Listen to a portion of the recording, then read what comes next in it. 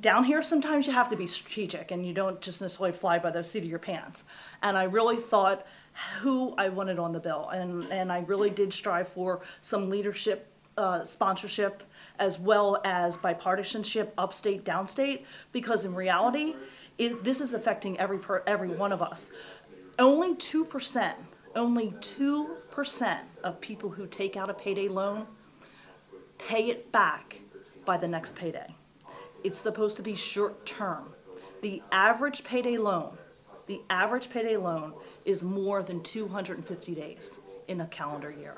How they make their money is it's the fees. So somebody goes in, they get a $500 loan, knowing way in advance, if a person gets a paycheck for $1,000 every 2 weeks, that 500 of it is going back to the payday lender.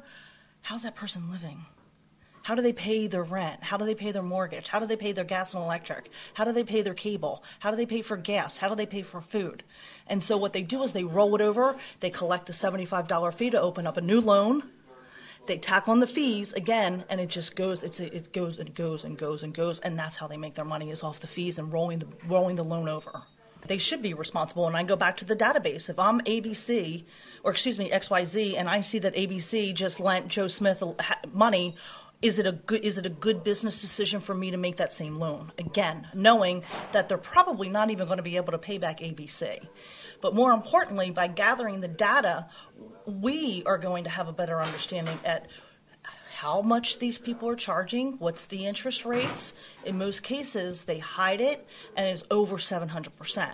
And so in the data that we get from the database, we're going to be able to go back in a year and a half from now and look at it and say, okay, what do we do from here? I'm not saying that payday lenders don't have a legitimate reason to do business in this state. There are people who, for whatever reason, they have a bad credit score, whatever it might be, that they can't go to a traditional bank and get and most banks, unfortunately, there's very few that actually will loan a small amount of money.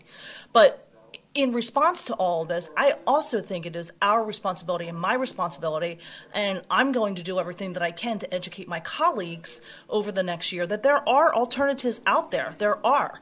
There is an organization called Stand By Me. The governor has partnered with them, and there is also another organization called Loans Plus. They will give you a loan, a small loan, $500, $800, whatever it might be, at 9.99. So somebody, and they'll do it for 3 months. So somebody who takes out a $500 loan, at 9.99, guess what their total loan amount is? It's $512.57. Individuals that go to a payday lender and get that same $500, it ends up being $2,500.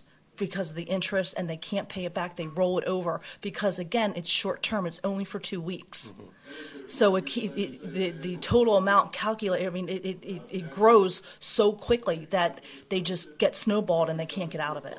So there are alternatives, and I do believe that it's my responsibility and my colleagues' responsibility, once they're educated, to give this information to their constituents. I do know that there are other banks that are looking to partner with other nonprofits in Kent and Sussex County to have the same type of loans available to individuals. But again, Stand By Me has partnered with Deltec. They will, if they're not already, they will soon be in the next several weeks available to go in and get a small amount of loan, $500, $600 at 9.99.